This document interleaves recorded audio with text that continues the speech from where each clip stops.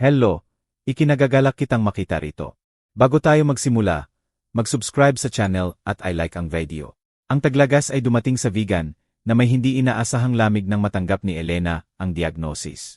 Ang pananakit ng tiyan na kanyang iniinda sa loob ng ilang buwan, na sa simula'y inakalang simpleng gastritis lamang, ay natuklasang isang malubhang kanser sa lapay.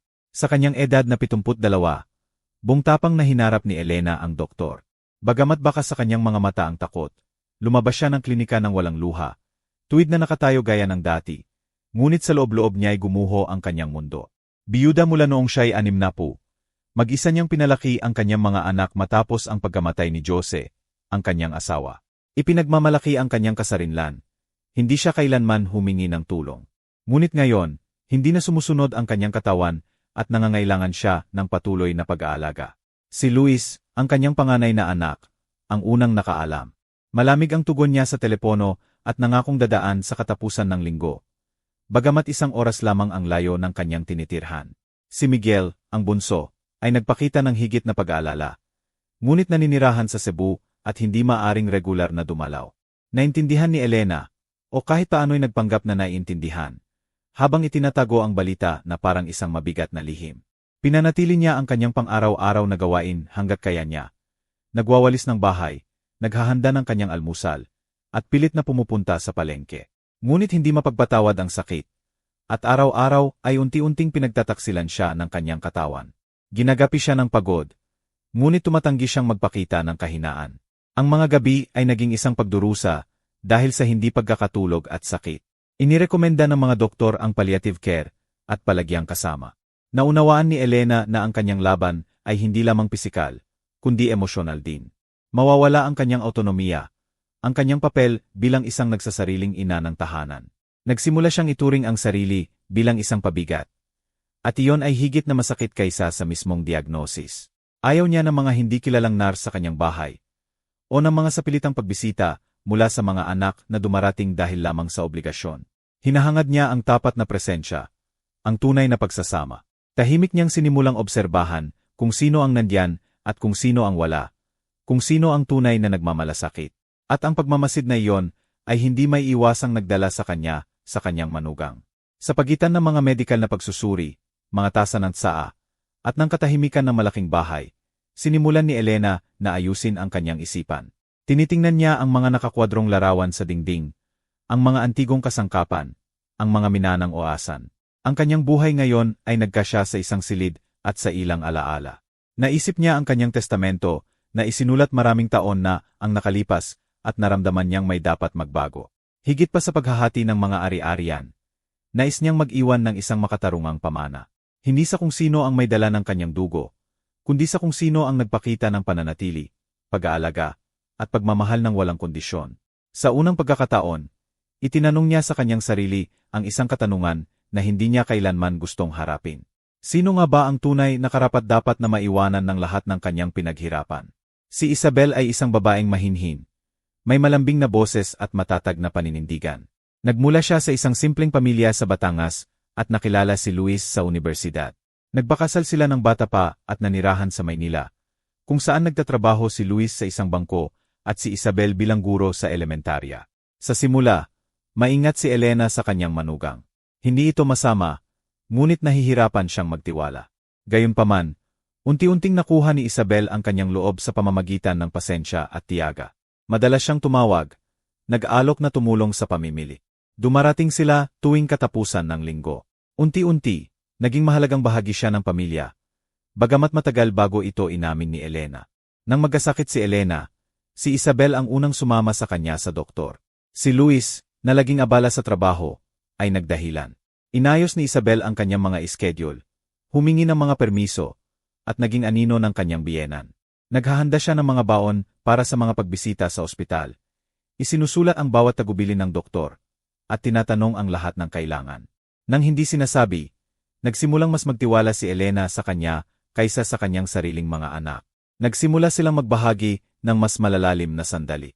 Isang tawa habang nanonood ng isang serye. Isang kwento mula sa nakaraan na ibinahagi habang nagkakape. Ang ugnayang iyon ay lumago sa bawat araw, matatag, at tunay. Isang araw, sinabi ni Elena sa kanya, "Higit ka pa sa isang manugang, para na kitang anak. Ang kanilang pang-araw-araw na gawain ay tuluyang nagbago. Dumarating si Isabel tuwing umaga bago mag-alas 8. Tinutulungan niya si Elena na bumangon, inihahanda ang kanyang almusal, naglalaba, at namamasyal sila sa hardin kung maganda ang panahon. Sa hapon, inaayos niya ang mga gamot, nagbabasa kasama niya, at magkasama silang nagluluto ng mga tradisyonal na pagkain. Nagsimulang tawagin siya ni Elena na aking anak. Sinasabi ng mga nurse sa klinika na hindi pa sila nakakakita ng ganoong ugnayan sa pagitan ng biyenan at manugang. At totoo yon, ang nag-ugnay sa kanila ay hindi na ang kasal kay Luis, kundi ang tapat na pagmamahal na nabuo sa pagitan nilang dalawa. Hindi na natatakot mamatay si Elena dahil alam niyang hindi siya nag-iisa. Ngunit habang abala si Isabel sa pag-aalaga kay Elena, nararamdaman niyang lumalayo si Luis. Sa bahay, hindi ito nagsasalita, kulang sa tulog, abala sa mga tawag, at lumalabas gabi-gabi nang hindi sinasabi kung saan pupunta. Sinubukan ni Isabel na huwag mag-isip ng masama. Binibigyang katwiran ang kanyang kilos sa stress sa trabaho. Ngunit may ibang sinasabi ang kanyang kutob. Tahimik siyang nagsimulang maghinala. Ngunit hindi pa rin tumitigil sa pag-aalaga kay Elena. Alam niyang nasa tamang lugar siya, ginagawa ang tama, hindi dahil sa obligasyon, kundi dahil sa paniniwala. Ang hindi niya alam ay, nang hindi niya hinahangad, inilalagay siya ng pagmamahal na iyon sa sentro ng isang pamanang magpapabago sa kanyang buhay magpakailanman. Napansin ni Isabel ang pagbabago ni Luis bago pa man niya ito matukoy. Hindi na siya tumitingin sa kanyang mga mata. Hindi na nagtatanong kung kumusta siya o kung nakatulog siya ng maayos. Pag-uwi niya mula sa trabaho, dumidiretso siya sa sala, binubuksan ang telebisyon, at nababalot sa isang makapal na katahimikan. Walang mga pagtatalo, ngunit wala ring mga salita. Ang dating ibinabahaging gawain ay ngayon ay sinusukat na distansya. Natutulog sila sa isang kama, ngunit pinaghihiwalay ng mga hindi nakikitang kilometro. Nagsimulang magtanong si Isabel kung mayroon pa bang tayo o kung mga labi na lamang ng isang pangako ang natitira. Sa mga pagkain, mabilis ngumuya si Luis, hindi inaalis ang tingin sa kanyang cellphone. Kung sinusubukan siyang kausapin ni Isabel, sumasagot siya ng isang salita o nag-iiba ng usapan. Sinasabi niyang pagod siya, na marami siyang mga pagpupulong, na kinakain siya ng stress, ngunit sa kaibuturan niya ay nararamdaman niyang higit pa iyon. Ang pagkakahiwalay na iyon ay hindi lamang pagod.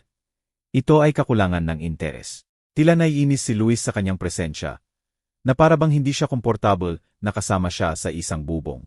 Ang pagmamahal na dating namamagitan sa kanila ay naglaho ng walang ingay. Ngunit may isang kahungkagan na pumuno sa lahat.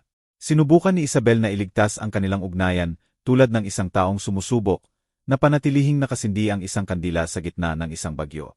Nagmungkahi siyang lumabas para maghapunan, maglano ng isang katapusan ng linggo, magluto ng magkasama tulad ng dati. Laging may dahilan si Luis, trabaho, pagod, mga kagyat na tawag. Nagsimula pa siyang matulog sa sofa ng mas madalas, na idinadahilan ang pananakit ng likod. Sa bahay, pakiramdam ni Isabel ay naglalakad siya sa mga bubog. Sinusukat ang bawat salita upang hindi siya mainis. Ang pakiramdam na mag-isa, kahit na may kasama, ay unti-unting kumakaskas sa kanyang dibdib araw-araw. At habang nangyayari ito, tila walang ibang nakakapansin. Napapansin ito ni Elena, bagamat hindi siya direktang nagsasalita. Maingat niyang pinagmamasdan ang kalamigan ng kanyang anak. Hindi nagkakamali ang kanyang kutob bilang isang ina. Kapag pumapasok si Isabel sa silid na may malungkot na mga mata, hinahawakan ni Elena ang kanyang kamay ng walang salita. Mayroong isang hindi sinasabing katotohanan sa kanilang magkatinginan. Mayroong mali. Nagpapanggap si Isabel na normal ang lahat upang hindi siya mag-alala. Ngunit hindi na niya maitago ang kanyang kalungkutan. Ang mga gabi ang pinakamasama.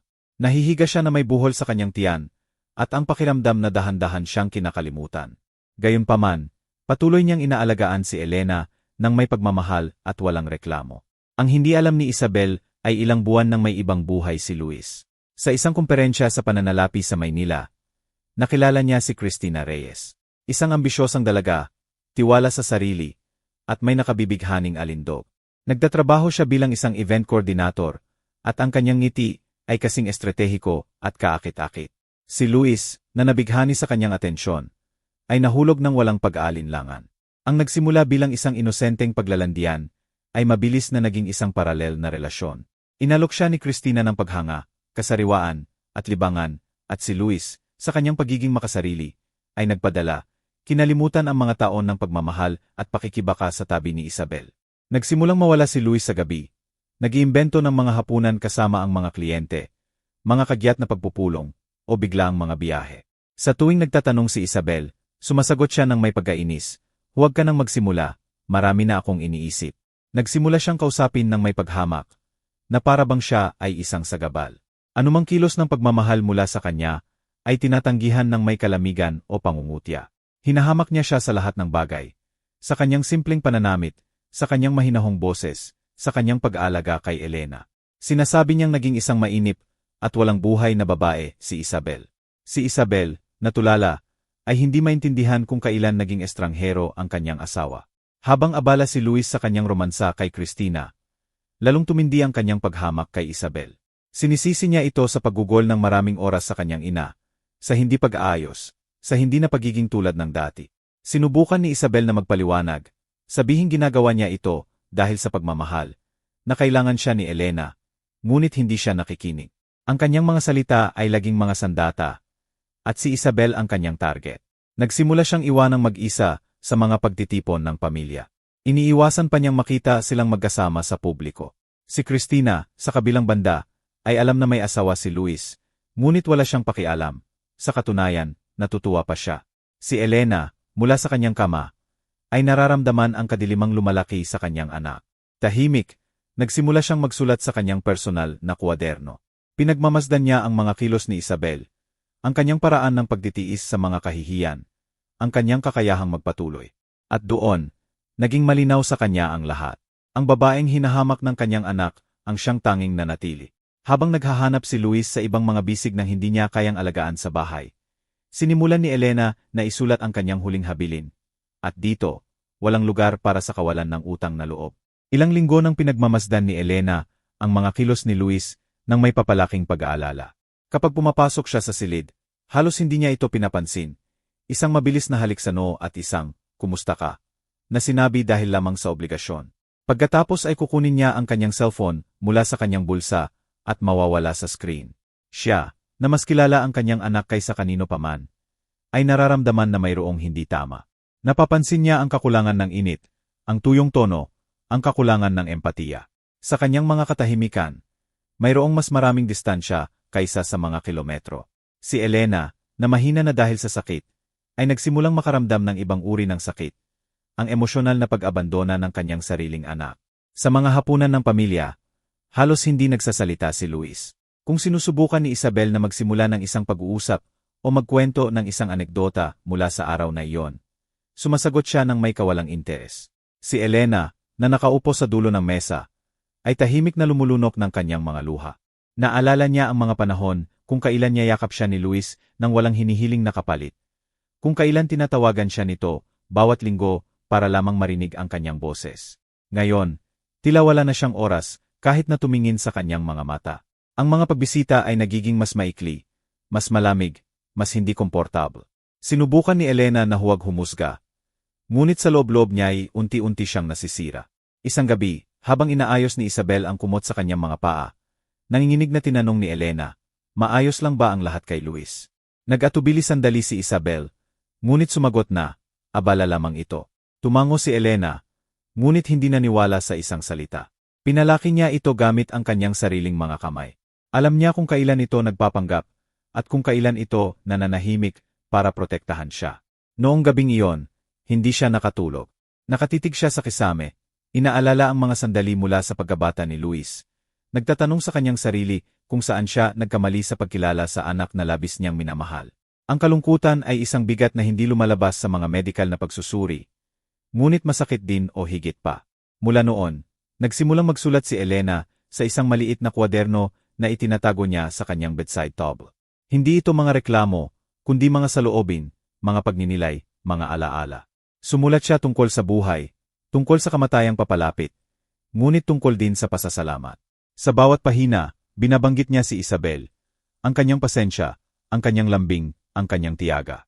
Binanggit din niya ang kalamigan ni Luis, kung paanong mas masakit ang kanyang pagkawala kaysa sa sakit mismo.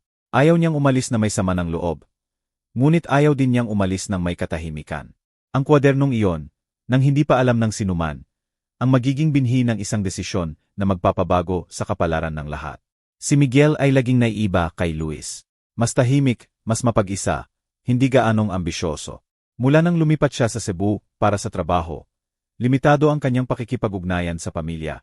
Ngunit hindi siya tuluyang nawala. Tinatawagan niya si Elena tuwing linggo. Nagtatanong tungkol sa kanyang kalusugan, sa panahon, sa kanyang mga halaman. Hindi siya isang anak na madalas na pisikal na naroroon. Ngunit ang kanyang boses sa kabilang linya ng telepono ay laging nagdudulot ng kaunting aliw. Mahal ni Elena si Miguel, bagamat minsan ay nasasaktan siya sa kanyang distansya. Naiintindihan niyang mayroon siyang sariling buhay. Ngunit sanay mas malapit siya sa panahong ito na napakahira.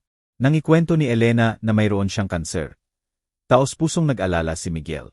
Sumakay siya ng unang bus papuntang Vigan at 2 buong araw na nanatili sa kanya. Tinutulungan siya, pinakikinggan siya. Siya ang bumili ng espesyal na upuan para sa banyo at nagkabit ng maliit na telebisyon sa kanyang silid.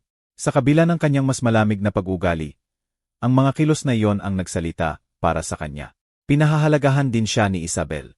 Magalang siya, mapitagan, at hindi kailanman nakikialam sa kanilang pagsasama.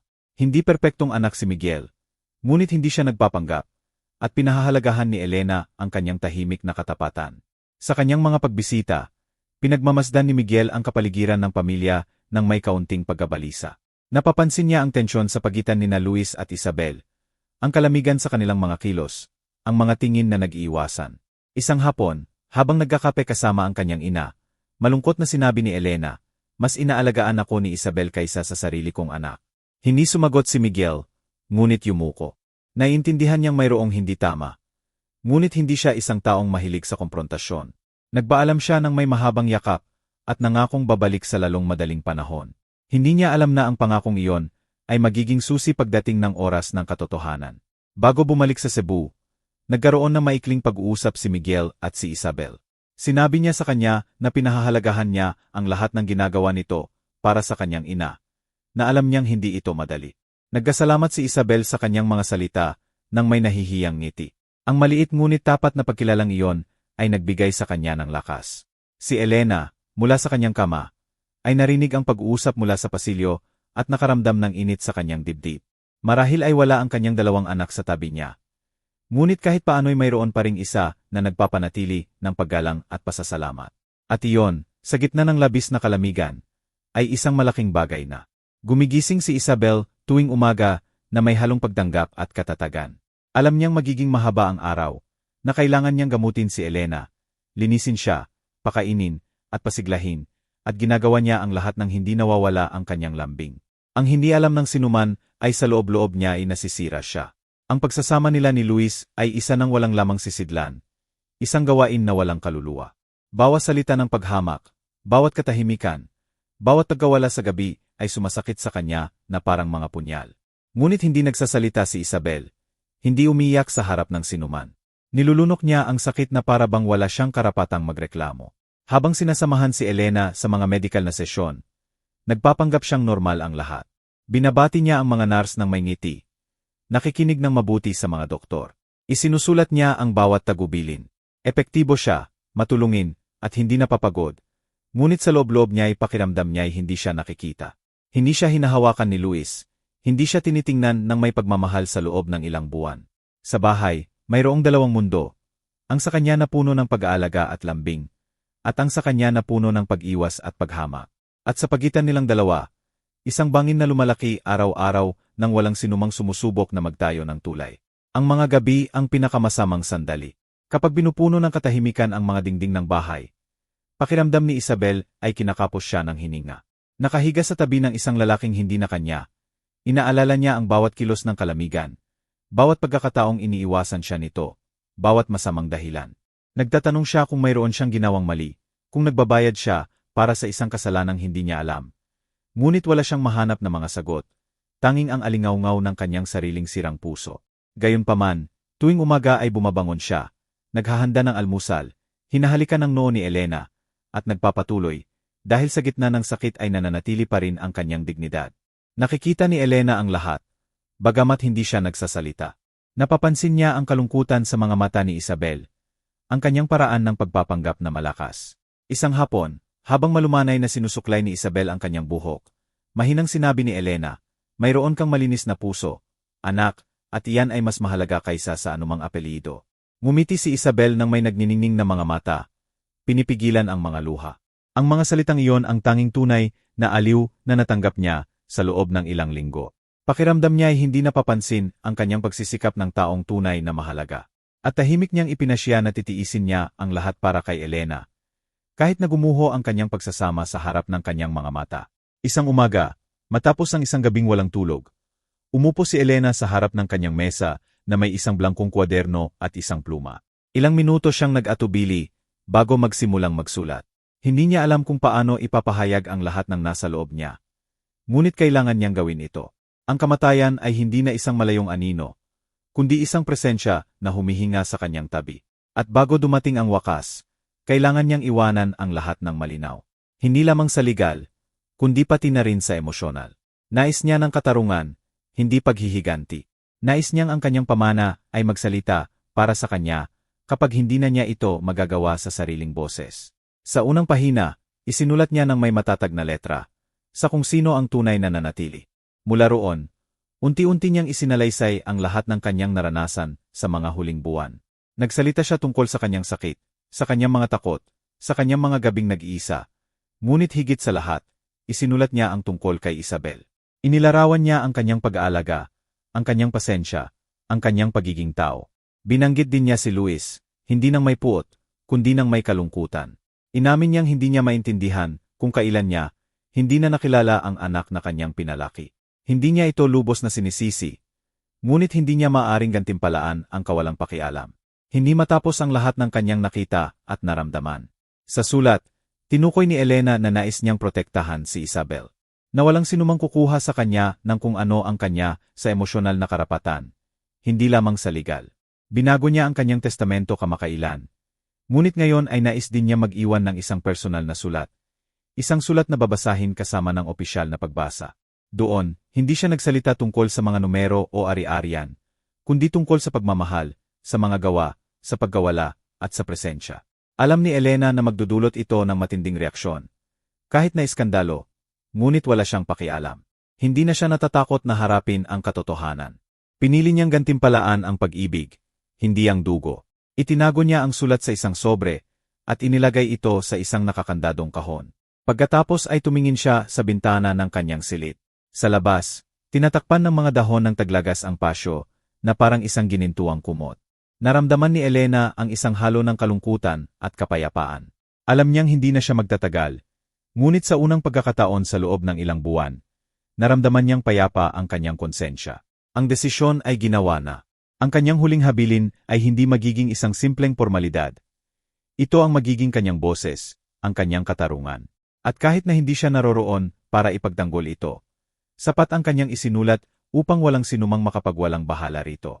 Sa kalagitnaan ng Oktubre, hiniling ni Elena kay Isabel na dalhin siya sa Maynila para sa isang medical na pagsusuri. Isang maulap na araw iyon. Isa sa mga araw na tila nagtatago ng mga lihim ang lungsod sa bawat sulok. Si Isabel, gaya ng dati, ay inihanda ang lahat ng may pagmamahal. Ang mga papeles, ang bag na may mga gamot, isang dagdag na scarf kung sakaling lumamig. Ngunit may ibang mga plano si Elena. Sinamantala ang isang sandali sa pagitan ng mga appointment. Hiniling niya kay Isabel na iwan siya sandali sa notarya ng pamilya. Kailangan ko lang pirmahan ang ilang mga lumang dokumento. Sabi niya ng may malumanay na boses. Walang hinala si Isabel at pumayag ng walang tanong. Sa notarya, tinanggap si Elena bilang isang regular na kliyente. Ilang dekada na siyang nakikipag-ugnayan sa parehong opisina. Alam nila ang kanyang kasaysayan, ang kanyang mga ari-arian, ang kanyang mga pinahahalagahan. Umupo siya kasama ang pangunahing abogado, si Ati. Alejandro Santos, isang seryoso at tahimik na lalaki, at inabot sa kanya ang isang papel na may sulat kamay na mga tagubilin. Nais kong ito ay maging legal at pinal. Wala na akong mga pag-aalinlangan. Sabi niya habang nakatingin sa kanyang mga mata. Binasa ni Ati. Santos ang nilalaman ng tahimik, dahan-dahang tumango, at sinimulang isulat ang mga pagbabago. Ang dating hinati sa pagitan ng kanyang dalawang anak, ngayon ay mayroon ng bagong bida, si Isabel. Ang pagbabago ay malinaw. Ang bahay ng pamilya sa Vigan, ang 2 apartment sa Salamanca, at ang savings account ay mapupunta sa pangalan ni Isabel pagkamatay niya. Iwanan niya sina Luis at Miguel ng isang maliit na simbolikong halaga kasama ang isang personal na sulat. Pumirma si Elena nang may matatag na pulso, na para bang ang pirma na iyon ay nagtatak ng higit pa sa isang dokumento. Itinatak nito ang kanyang katotohanan. Paglabas niya sa notarya, umupo siya sandali sa isang bangko sa kalye, humihinga ng malalim. Hindi siya nakakaramdam ng pagkakasala. Nakakaramdam siya ng katarungan. Ang desisyon na iyon ay hindi nagmula sa sama ng loob, kundi sa katiyakan na ang natanggap na pagmamahal ay dapat magkaroon ng malinaw na pagkilala. Nang bumalik si Isabel upang sunduin siya, ngumiti si Elena. Ayos na ang lahat, simpleng sabi niya. Hindi niya binanggit ang mga testamento, o mga mana, o mga pagbabago. Itinago niya ang sobre sa kanyang bag at nagsalita tungkol sa trapiko. Sa kape na gusto niyang inumin bago bumalik sa vegan. Hindi nagtanong si Isabel, hindi niya kailangang malaman. At si Elena, mula sa upuan ng pasahero, ay tiningnan siya ng pailalim. Nakakaramdam ng isang halo ng ginhawa at lambing. Alam niyang naubos na ang kanyang oras. Ngunit alam din niyang naiwan niya ang lahat sa ayos. Na walang sinumang makapagsasabi na hindi niya nakilala kung sino ang tunay na nanatili. Ang kamatayan ay dumating ng tahimik, tulad ng isang buntong hininga sa pagtatapos ng hapon. Ilang araw nang mas mahina si Elena, na may mahinang boses at mga matang nawawala sa mga alaala. Noong araw na iyon, tinulungan siya ni Isabel na magsuot ng malinis na bata. Pinakain siya ng kaunting pur, at maingat na sinuklay ang kanyang buhok. Pagkatapos ay umupo silang magkasama sa sala. Tulad ng dati nilang ginagawa, pinapanood ang langit na nagiging kulay kahel sa likod ng mga kurtina. Hiniling ni Elena na umupo siya sa kanyang tabi at hawakan ang kanyang kamay. Huwag ka munang umalis, sabi niya ng mahina. Tumango si Isabel at hindi gumalaw. Ang puso ni Elena ay nagsimulang tumibok ng mas mabagal, na para bang ang bawat tibok ay isang paalam. Bigla siyang bumuntong hininga ng mahaba, halos isang bulong. Dahan-dahang sumandal ang kanyang ulo sa balikat ni Isabel at tumigil na sa paglaban ang kanyang katawan. Hindi agad umiyak si Isabel. Tahimik niyang hinawakan si Elena, hindi gumagalaw, na para bang tumigil ang oras. Ilang minuto siyang nag-atubili bago mag-react, bago tanggapin na dumating na ang sandaling iyon. Nang sa wakas ay umiyak siya, ginawa niya ito mula sa kaibuturan ng kanyang puso, na may isang iyak na hindi lamang kalungkutan, kundi pagmamahal at pasasalamat. Pagkatapos ay tinawagan niya ang doktor ng pamilya at si Miguel. Hindi sumagot si Luis sa telepono. Kinumpirma ng doktor ang pagkamatay at ibinigay ang sertipiko ng may paggalang. Hinugasan ni Isabel ang mga kamay ni Elena. Dahan-dahang ipinikit ang kanyang mga mata at inilagay sa pagitan ng kanyang mga daliri ang medalyon na laging nakasabit sa kanyang liig. Walang mga sigaw o drama. Tanging isang makapal at banal na katahimikan. Tila nagluluksa ang buong bahay. Umupo si Isabel sa harap ng katawan na magkadikit ang mga kamay at nanatili roon hanggang sa dumating ang mga serbisyo sa libing. Ayaw niyang mag-isa si Elena, kahit napatay na. Ang libing ay pribado, simple, tulad ng hiniling ni Elena. Naglakbay si Miguel mula sa Cebu at sinamahan si Isabel sa lahat ng oras. Huli nang dumating si Luis na may suot na madilim na salamin. Walang yakap o salita. Sa misa, hindi inalis ni Isabel ang tingin sa kabaong. Pakiramdam niya ay nawalan siya ng isang ina, hindi ng isang biyenan. At kahit na napakalaki ng sakit, ganoon din kalaki ang kapanatagan na naroroon siya hanggang sa huling hininga. Payapang pumanaw si Elena sa mga bisig ng tunay na nagmahal sa kanya. At para kay Isabel, iyon ay isang aliw na hindi maaring kunin ng sinuman. Ang araw ng libing ay kulay abo, na may makapal na ulap na bumabalot sa vegan na parang isang kumot ng pagluluksa. Maagang dumating si Isabel sa simbahan, kasama si Miguel at inasikaso ang lahat ng detalye ng may paggalang at pag-iingat.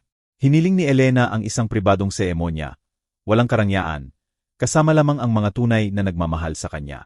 Ang mga malalapit na kamag-anak, ilang mga kapitbahay, at mga dating kaibigan ay tahimik na umupo sa mga bangko.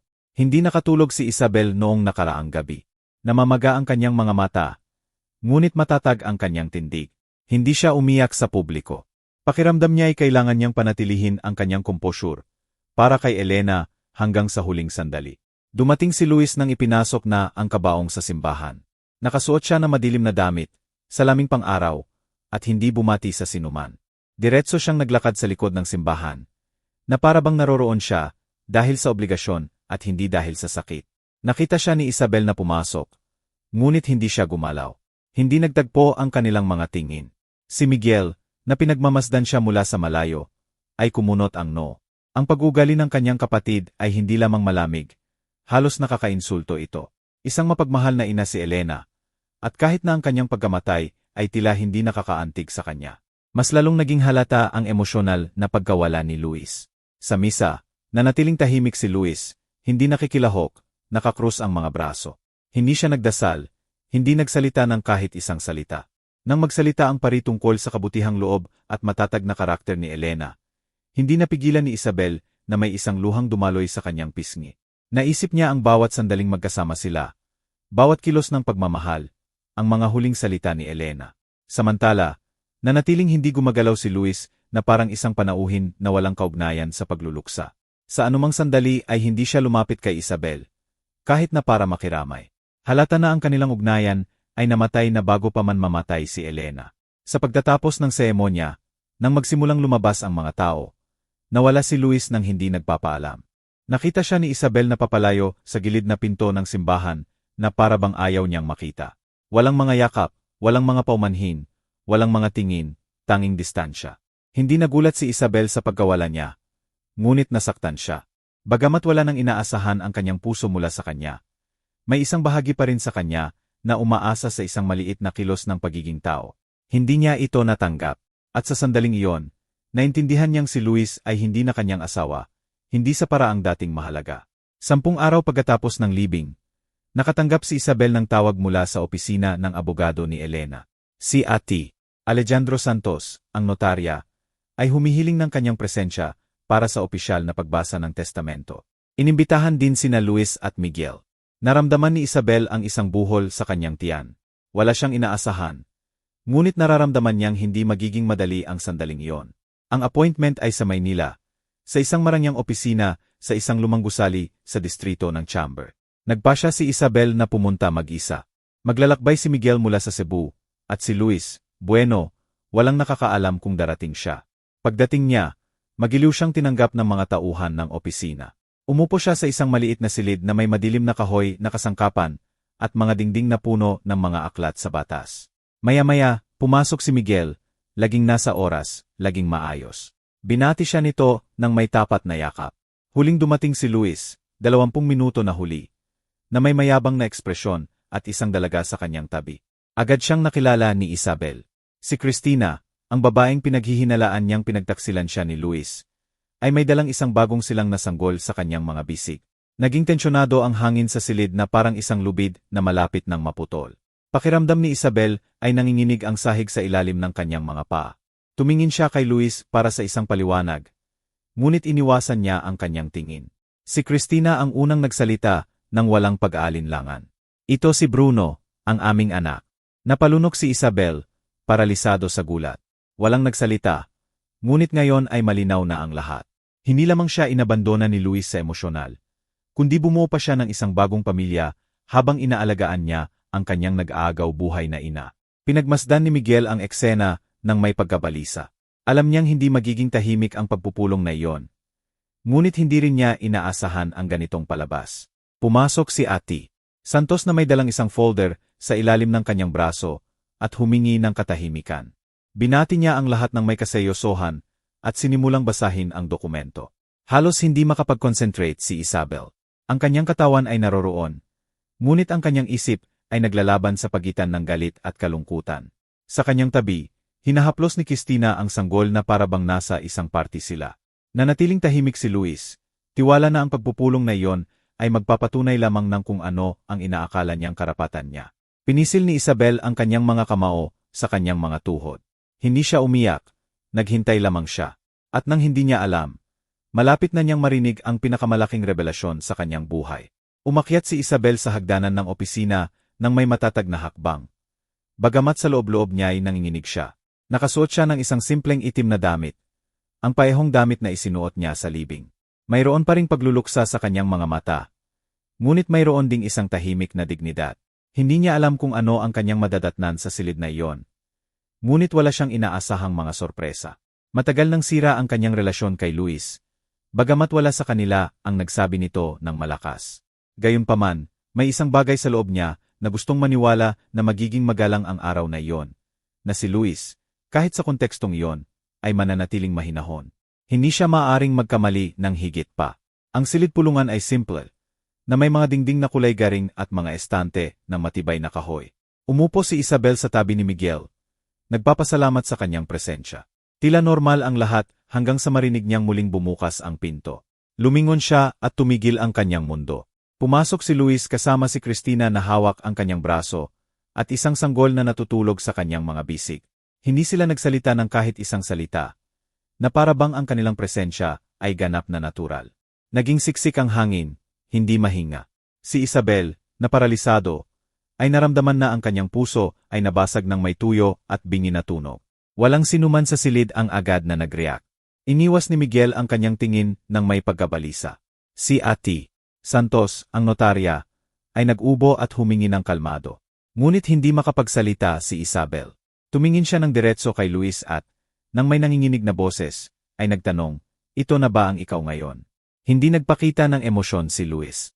Sumagot siya ng may kalamigan, "Si Cristina ang aking kasintahan, si Bruno ang aking anak, at inaayos ko na ang aming diborsyo." Bawat salita ay isang kutsilyo na tumutusok sa dibdib ni Isabel. Hindi lamang ang pagtataksil, kundi ang malupit, pampubliko, at walang empatya na paraan ng pagbubunyag nito. Naramdaman ni Isabel na gumuho ang kanyang katawan. Pinigilan niya ang kanyang mga luha dahil sa purong pagmamalaki, upang hindi bigyan si Luis ng kasiyahan na makita siyang gumuho. Walang namagitan. Ang kahihiyan ay ganap at brutal. Si Cristina, na walang pakialam sa pinsalang idinulot, ay umupo ng may mababaw ng ngiti, na para bang lahat ng iyon ay walang kabuluhan sa kanya. Ang sanggol ay natutulog sa kanyang mga bisig. Walang kamalay-malay sa drama ng mga matatanda. Hiniling ni Ate Santos na simulan ang pagbasa ng testamento, at si Isabel, na parang isang estatwa, ay tumango ng hindi nagsasalita. Wala ng dignidad na dapat protektahan. Lahat ng naging buhay niya, kasama si Luis, ay katatapos lamang ilibing sa harap ng lahat. Walang sinuman ang umaasa ng ganoong eksena sa pagbasa ng isang testamento. Si Luis, nang may ganap na naturalidad, ay dumating kasama si Cristina Reyes, isang dalagang may blonding buhok, malinaw na mga mata, at perpektong ngiti. Sa kanyang mga bisig, may dala siyang isang sanggol na halos ilang linggo pa lamang. Ang kanyang pagpasok ay parang isang dula, halos mayabang. Hindi binati ni Luis si Isabel, ni hindi man lang siya tiningnan. Diretso siyang naglakad sa mesa at umupo sa tabi ni Cristina na parang wala lang. Si Miguel, na halatang hindi komportable, ay kumunot ang no. Tumingala si Ate Santos at pinikit ang kanyang mga mata. Naunawaan na sumiklab na ang tensyon bago pa man magsimula. Si Cristina, tiwala sa sarili, ay inayos ang kanyang buhok at nagkrus ng mga binti na para bang nasa isang sosyal na pagtitipon siya. Ang sanggol, na natutulog, ay mahimbing na humihinga sa kanyang dibdib. Si Luis ay tumingin lamang sa kanyang relo, naiinip. Si Isabel, na may hindi gumagalaw na mukha, ay sumusubok na maunawaan kung paano sila nakarating sa puntong iyon. Inalagaan niya si Elena araw at gabi habang ang kanyang asawa ay bumubuo ng ibang pamilya ng patago. Hindi lamang ito isang pagtataksil. Ito ay isang kawalan ng pagkatao. Walang sinuman, kahit na ang pinakamalamig, ang dapat kumilos ng ganito. Gayunpaman, pinanatili ni Isabel ang kanyang composure. Ipinangako niya sa kanyang sarili na hindi siya iyak sa harap nila. Ang notarya, na naguguluhan, ay nagtanong kung legal na inimbitahan si Cristina. Sumagot si Luis, "Hindi, ngunit siya ang ina ng aking anak." Gusto kong marinig niya ang nilalaman ng testamento. Sa unang pagkakataon, nagsalita si Miguel ng may katatagan. "Hindi ko akalain na ang kopyan." Tumaas ang tensyon sa silid na parang isang alon. Ngumiti si Cristina at nanatili sa kanyang upuan. Nagpa siya si Ate Santos na huwag nang makipagtalo at binuksan ang folder na may mga dokumento. Samantala, pinanatili ni Isabel ang kanyang tingin sa bintana. Sinusubukang huwag tingnan ang sanggol. Bawat maliit na iyak ay isang tusok. Lahat ay masakit. Ang eksena ay surreal. Isang babaeng wasak dahil sa pagtataksil. Isang babaeng nagpapakita ng kanyang bagong posisyon. Isang asawang walang konsensya. At isang kapatid na hindi komportable dahil sa kahihiyan ng iba. Ang katahimikan bago ang pagbasa ay siksik, dramatiko. Hindi alam ni Isabel kung ano ang kanyang inaasahan o kung may inaasahan pa siya. Ngunit may isang bagay na nagsasabi sa kanya na hindi alis si Elena nang hindi iniiwanan ang mga bagay ng malinaw. At habang dumudulas ang gluma ng notarya sa mesa, malapit nang magbago ang kapalaran ng lahat ng naroroon. Minsan, ang tunay na mana ay hindi nasa mga ari-arian, kundi sa mga gawa na hindi kailanman nalilimutan. Si Isabel, nang may boses na pinipigilan ng panginginig ng galit, ay bumasag sa katahimikan. Tumingin siya ng diretso kay Luis at tinanong kung totoo ba iyon. Kung talagang nagsimula siya ng ibang buhay, habang inaalagaan niya ang kanyang nag-aagaw buhay na ina. Si Luis, nang may walang lamang ekspresyon, ay tumango lamang. Si Cristina ang aking kasintahan. Si Bruno ang aking anak. Gusto kong muling itayo ang aking buhay. Sabi niya nang walang bakas ng habag. Ang kalamigan kung paano niya binigkas ang mga salitang iyon, ay pumunit kay Isabel sa loob. Yumuko si Miguel, nahihiya sa kanyang kapatid. Nanatiling kalmado si Cristina. Hinahaplos ang sanggol na para bang walang kahihinatnan ang lahat. Naging hindi matiis ang katahimikan sa silid. Huminga ng malalim si Isabel, dahan-dahang tumayo, at muling umupo na para bang kailangan niyang pigilan ang kanyang katawan na mag-react ng marahas. Wasak siya, ngunit hindi niya hahayaan ang sarili na mawalan ng kontrol sa harap nila.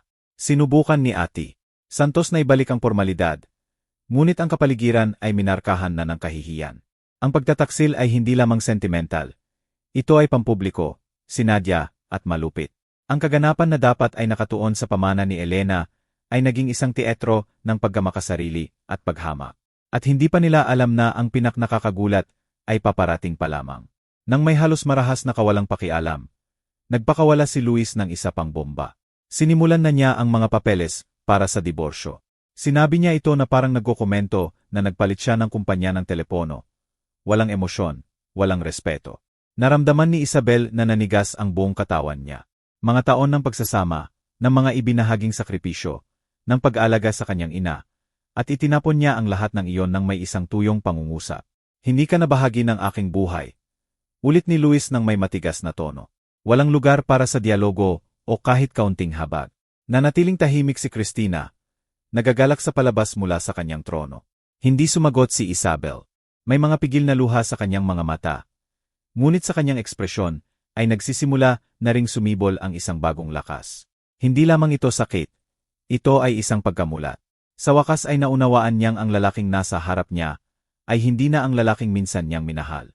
Tiningnan siya ni Miguel ng may pag-aalala. Ngunit hinahangaan din ang kanyang katatagan. Nag-ubo ang notarya, sinusubukang bumalik sa dokumento.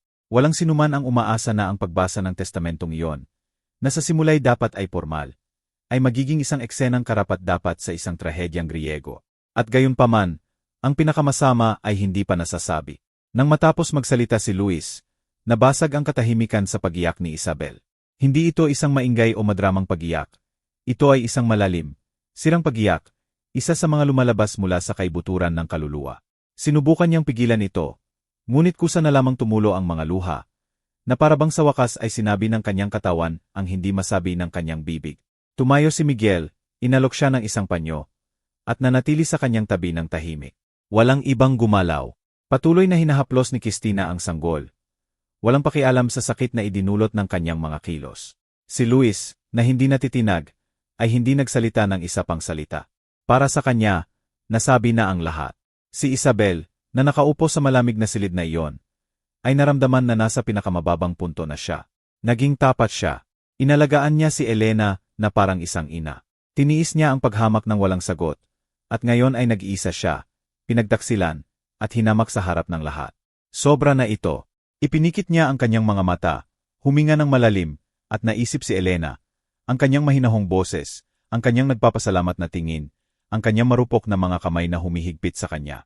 Iyon ang nagbigay sa kanya ng lakas. Hindi niya hahayaan na ang eksenang iyon ang magtakda kung sino siya.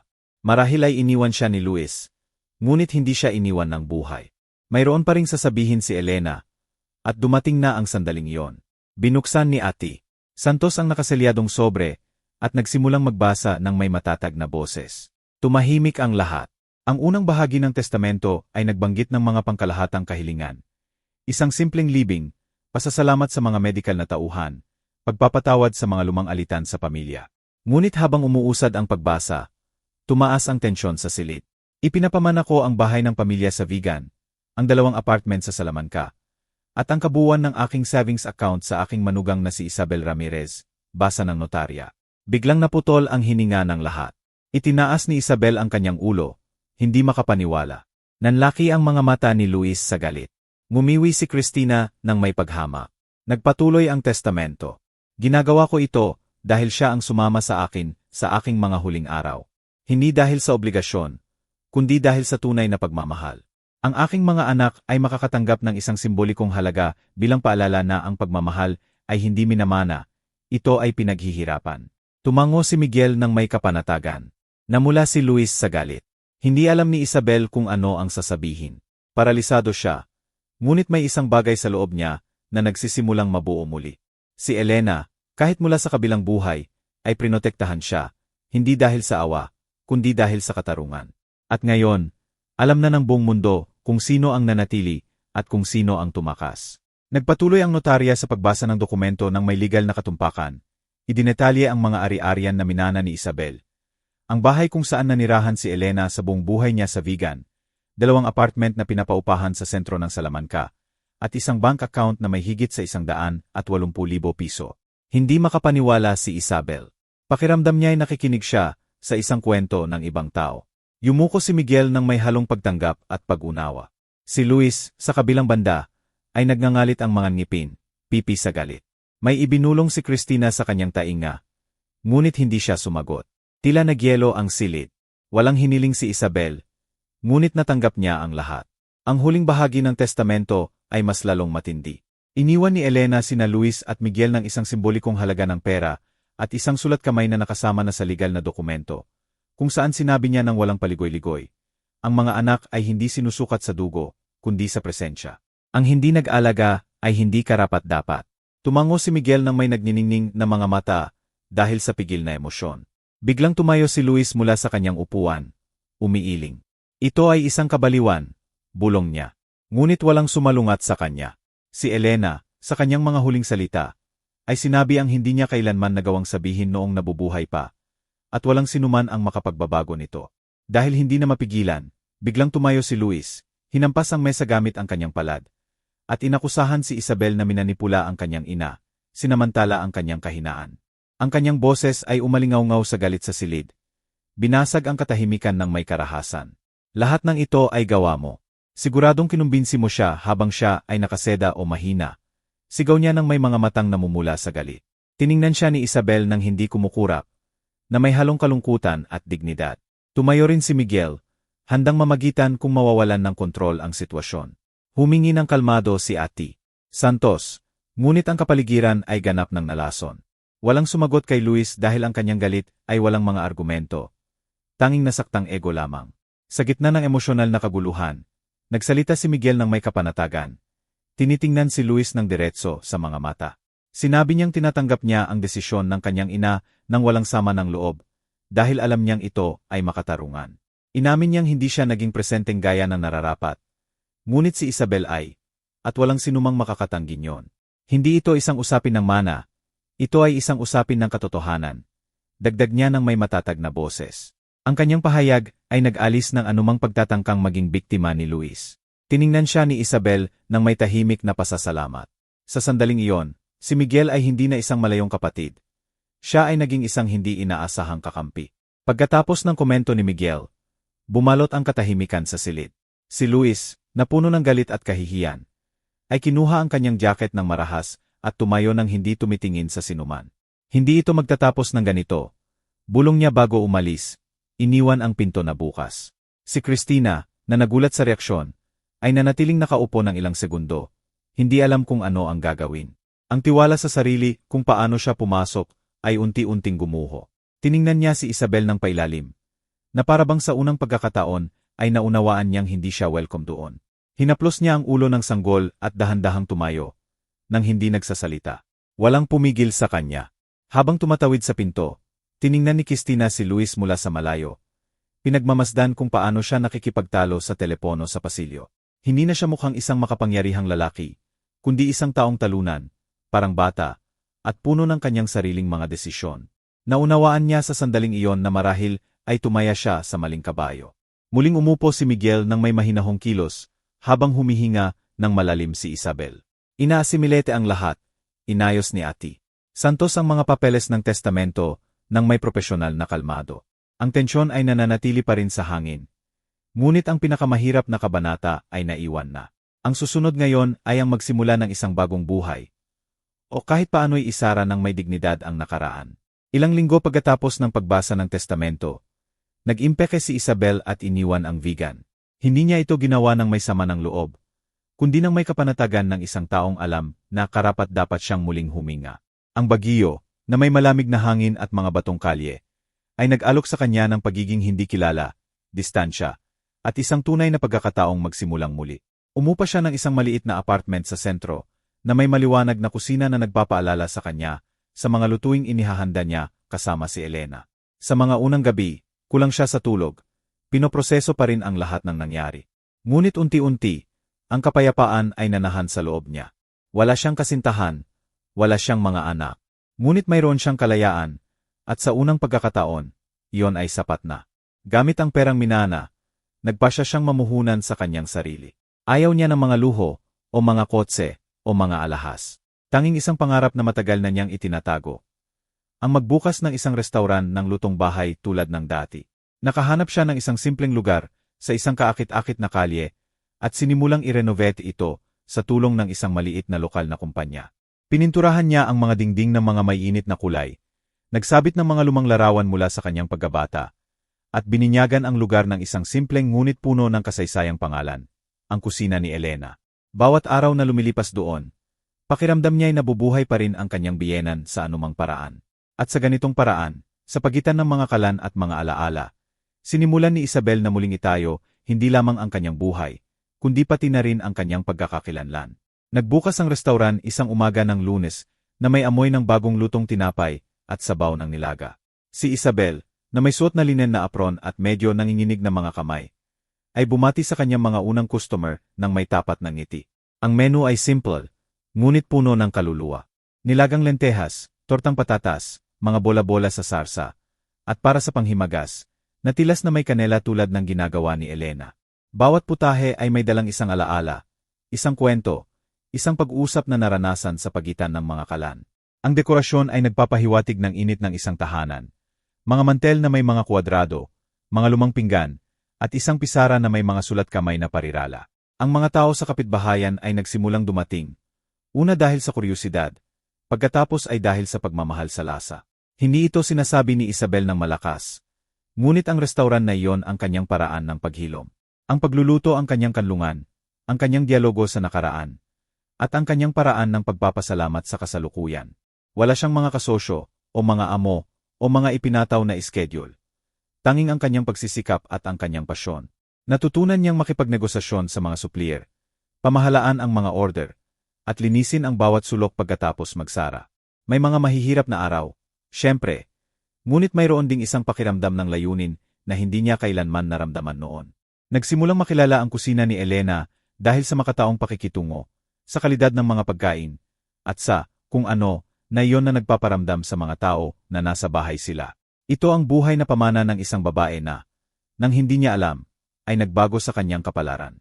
Ang mga unang buwan ay isang halo ng pananabik at pagod. Kulang sa tulog si Isabel, bumabangon sa madaling araw para ihanda ang sabaw para sa araw na iyon, at natutulog na nagrepaso ng mga kwenta sa isang kwaderno. Ngunit bawat ngiti ng isang nasisiyahang customer ay nagbabalik ng kaluluwa sa kanyang katawan.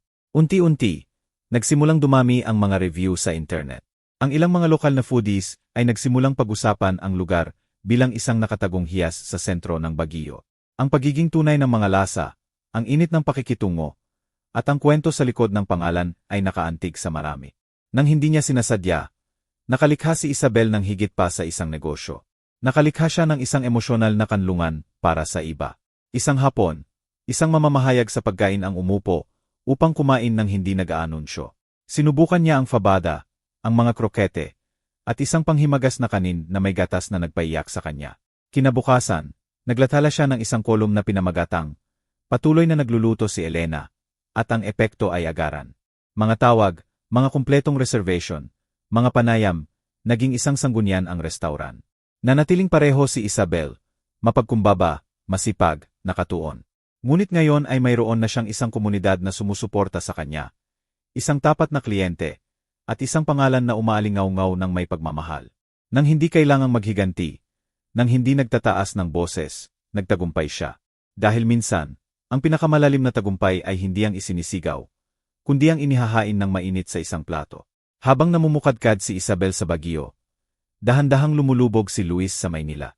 Ang presyon ng mga huling buwan ang kanyang pabago-bagong pag-ugali, at ang kanyang mayabang na saloobin sa opisina ay sa wakas ay nagkaroon ng epekto. Ipinatawag siya ng Human Resources at biglang tinanggal sa trabaho dahil sa paulit-ulit na kawalan ng paggalang at hindi makatarungang pagliban. Si Christina, na sa simula'y nag-aalok ng matatamis na salita, ay nagsimulang magpakita ng kalamigan at distansya. Ang mga bayarin ay dumarami, tumataas ang upa, at hindi makahanap si Luis ng ibang trabaho dahil sa kanyang maruming resume. Pinipigilan siya ng kanyang pagmamalaki na humingi ng tulong. Ngunit hindi na maitago ang katotohanan. Sa unang pagkakataon, naramdaman niya kung ano ang mag-isa. Talaga, hindi nagdagal at nagsawa si Christina sa pagbagsak ni Luis. Sanay sa mga luho, mga mamahaling hapunan, at mga pagtaka sa katapusan ng linggo, wala siyang pasensya para sa mga sirang lalaki. Nagsimula siyang gumugol na mas maraming oras sa labas ng bahay, na may mga hindi malinaw na dahilan at mga misteryosong tawag sa gabi. Si Luis, bagamat nararamdaman niya ito, ay nagpapanggap na hindi niya alam upang hindi mawala ang tanging natitira sa kanya. Ngunit isang araw, nakita niya ang isang mensahe sa kanyang cellphone na walang iniiwang duda. Nagsimulang makipagdate si Christina sa isang negosyanteng nakilala niya sa isang eksklusibong kaganapan. Nang walang pagsisisi, nagsimula siyang mawala sa kanyang buhay. Iniwan siyang may mga utang, isang anak, at isang siyang pagmamalaki. Inimbitahan si Christina sa isang kaganapang pangkawanggawa sa pambansang museo sa Maynila salamat sa isang kaibigang nagtatrabaho sa relasyong pampubliko. Dumating siya na suot ang kanyang pinakaeleganteng damit. Desididong iwanan ang mga paghihirap na dinaranas niya kay Luis. Doon niya nakilala si Javier Salinas, isang kaismatikong negosyante, may-ari ng isang kilalang hasyenda sa Batangas, biyudo, at may reputasyon na mapagbigay. Agad silang nagkagustuhan. Nabighani siya sa kanyang kagandahan, at siya naman sa kanyang bank account. Nag-usap sila ng maraming oras sa pagitan ng mga baso ng pulang alak, mga peking tawa, at mga walang lamang pangako. Hindi binanggit ni Christina na mayroon siyang kasintahan o anak. Noong gabing iyon, gumawa siya ng isang desisyon. Magbago ng buhay muli. Isang linggo pagkatapos ng kaganapan, nag-impake si Christina nang walang paalam. Sinabi niya kay Luis na kailangan niyang huminga. Ngunit sa katotohanan, mayroon na siyang nakareserbang isang penthouse sa Logrono kasama si Salinas. Inilagay niya ang mga damit ng bata, ang kanyang mga dokumento, at isang maliit na maleta na may mga mahahalagang bagay. Iniwan niya ang isang tuyong tala. Hindi ko na kaya ito. Sasama ko sa isang taong alam ang gusto niya. Nagising si Luis sa isang walang lamang apartment na may sirang kuna at walang lamang refrigerator. Sinubukan niyang tawagan siya, ngunit hindi siya sumagot. Umalis siya nang hindi lumilingon, iniwan siyang mag-isa, bangkarote, at may alingaw-ngaw ng kanyang sariling mga desisyon na umaalingaw-ngaw sa buong bahay. Ilang araw pagkatapos iwan ni Christina, si Luis, na lugmok at walang direksyon, ay tinawagan ang numero ni Isabel nang nanginginig ang mga kamay. Sa simula, hindi siya sumagot, ngunit ilang beses siyang tumawag hanggang sa isang hapon. Nang isara niya ang kanyang restauran, sumagot si Isabel. Ang kanyang boses ay mahinahon, matatag, tulad ng isang taong nakaranas na ng maraming bagyo. Si Luis, na umiiyak, ay humingi ng tawad sa lahat, sa pagtataksil, sa kahihiyan, sa pag-iwan sa kanya. Sinabi niyang nagsisisi siya, na namimiss niya ito, na gusto niyang magsimulang muli. Ngunit nanatiling tahimik si Isabel ng ilang segundo na para sa kanya ay parang isang kawalang hanggan. Hindi na siya ang paehong babae na tiniis ang lahat ng tahimik. Si Isabel, nang may kapayapaan na dulot ng paghilom mula sa loob, ay sinabi kay Luis na nagpapasalamat siya sa kanyang tawag. Ngunit ang kanilang kwento ay natapos na noong araw na pinagtaksilan siya nito nang hindi lumilingon.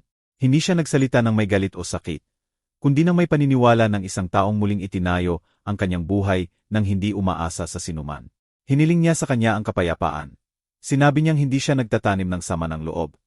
Ngunit hiniling din niya na huwag na siyang hanapin muli. Natutunan kong mahalin ang aking sarili ng mag-isa. At iyon ay isang bagay na hindi mo kailanman natutunang gawin. Iyon ang kanyang mga huling salita bago ibaba ang telepono. Sa kabilang linya, nanatiling tahimik si Luis. Sa unang pagkakataon, naunawaan niya kung ano ang mawala ang lahat. Kahit na ang taong pinakamamahal sa kanya. 2 taon pagkatapos, na may matatag na restauran at payapang kaluluwa, nakilala ni Isabel si Marcos Diaz sa isang food fair sa Valladolid.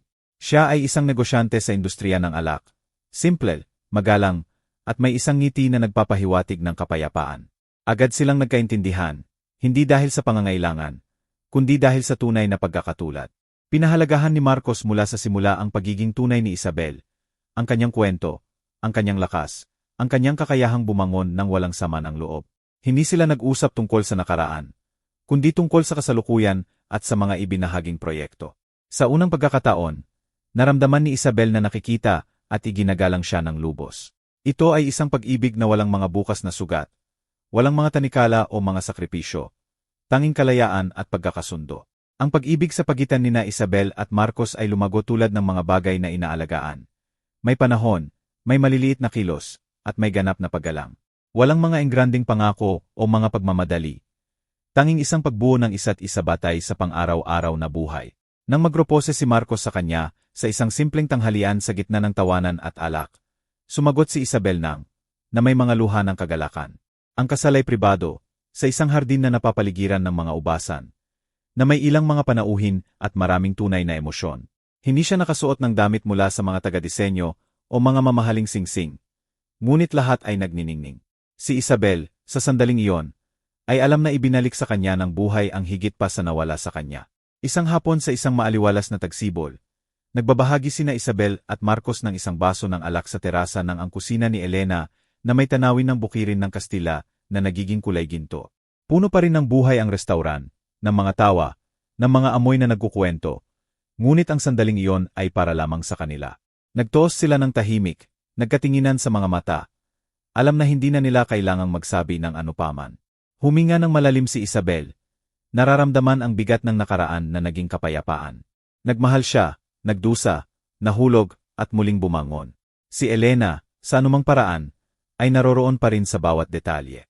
At sa wakas, naunawaan ni Isabel na ang tunay na katarungan ay hindi isinusulat sa mga papel. Ito ay nililinang sa kaluluwa.